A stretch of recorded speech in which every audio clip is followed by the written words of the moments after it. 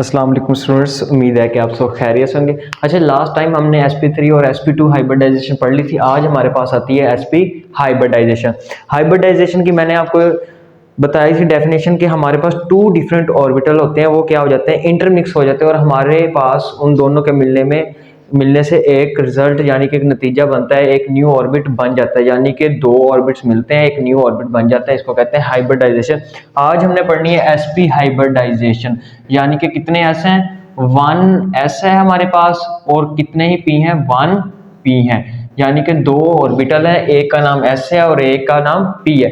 ये दोनों ऑर्बिटल मिलेंगे, इसको नाम दिया जाता है sp हाइब्रिडाइजेशन। तो आप इसकी डेफिनेशन कुछ यूज कर सकते हैं, आप कहेंगे दी प्रोसेस यानी कि ऐसा प्रोसेस इन विच कितने एस हैं, 1s। तो आप कहेंगे 1s, कितने p हैं, 2p हैं, 1p है। The process in which 1s and 1p, ठीक हो गया, एक s और p इंटरमिक्स, ये मिलेंगे, दोनों इकट्ठे मिलेंगे, intermix to form a set of new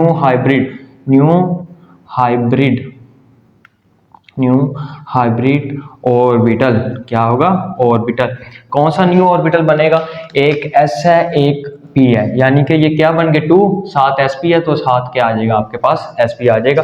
यहाँ पे आप लिख देंगे 2sp। यानी कि the process in which 1s मिला और एक p मिला, एक s और एक p इंटरमिक्स यानी कि आपस मिले to form a set of new hybrid orbital. हमारे पास एक नया ऑर्बिट बन गया जिसको हमने नाम दे दिया 2sp। 1s एंड 1p कितने हो गए टोटल, 2। तो sp साथ लिख देंगे, orbital of same shape and energy, same energy. ठीक है, ये आपने साथ याद रखना है, ये मैंने बताया था, इसकी एनर्जी और इसकी शेप भी क्या होती है, सेम होती है। एग्जाम्पल ले लेते हैं हम। सबसे बेस्ट एग्जाम्पल जो इसकी आती है वो आती है इथाइन की। किसकी आती है, इथाइन। और इसको दूसरा नाम भी दिया जाता है एसिटाइलिन। अगर इथाइन और एसिटाइलिन का हम फार्मूला देखें तो हमारे पास फार्मूला होता है C ट्रिपल बॉन्ड C। अच्छा जी, अब होता क्या है इसके अंदर, सबसे पहले तो आपने इसके अंदर हेडिंग देनी है सेंट्रल एटम की।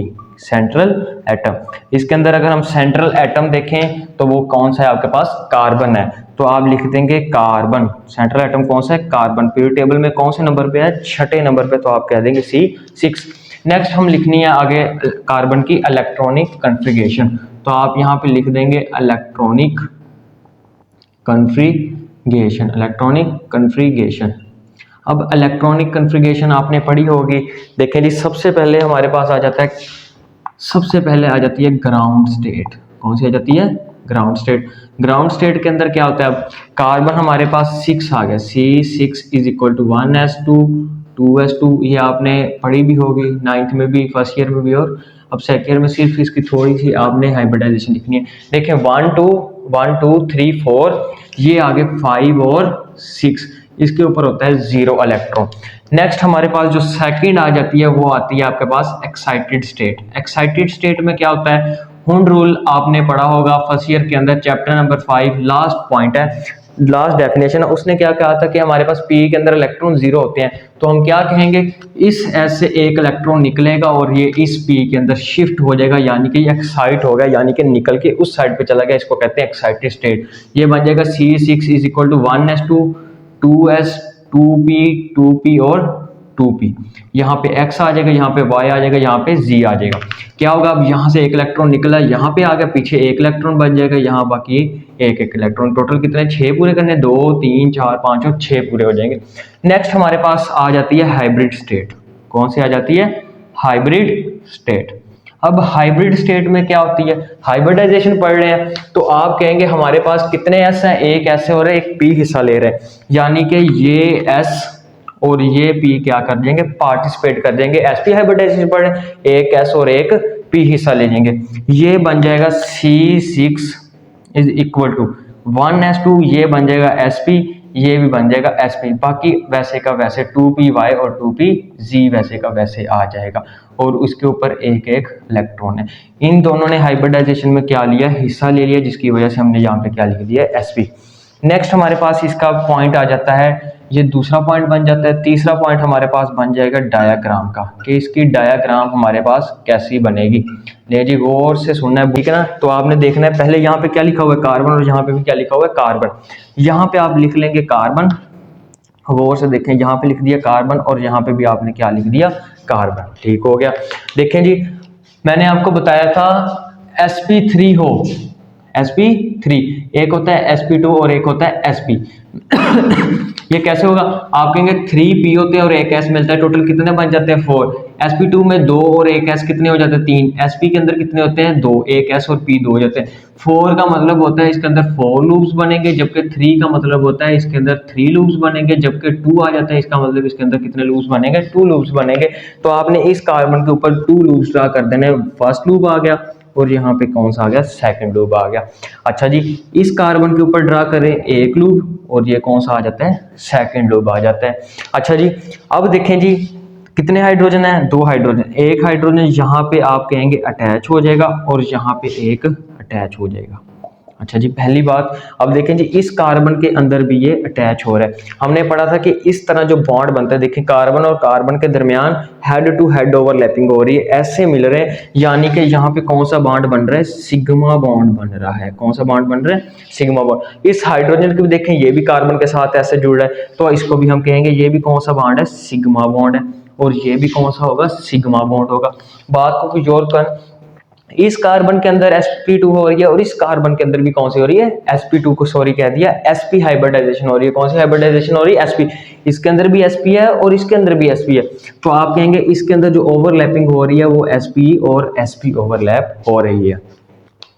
अच्छा जी, अब हाइड्रोजन देखें, ये होता है स्फेरिकल, तो इसके अंदर जो हो रही होती है, कार्बन के अंदर sp हो रही है और हाइड्रोजन के पास कौन सी होती है, s। ठीक हो गया। तो आप कहेंगे कार्बन कार्बन के अंदर जब सिग्मा बॉन्ड बनता है, कौन सी ओवरलैपिंग हो रही है, sp और sp, जबकि हाइड्रोजन के साथ कौन सी ओवरलैपिंग हो रही है, sp और s। नेक्स्ट हमारे पास रह जाते हैं 2py और 2pz, जिन्होंने हिस्सा नहीं लिया था। अब ये क्या होता है, देखें जी, ये मैंने ड्रा कर दिया इस कार्बन के ऊपर y, इस कार्बन का भी इसके ऊपर ड्रा कर दिया। नेक्स्ट हमारे पास आ जाता है जी, तो जी का कैसे ड्रा करेंगे, ये आ गया और जी यहाँ पे आ गया। इसका कैसे बनेगा, जी ये आ गया और इसका जी ये आ गया।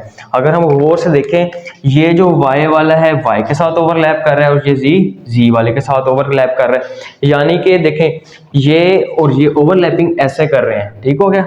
ये जो ओवरलैपिंग होती है इसको कहते होते हैं आप पाई बॉन्ड। ठीक हो गया।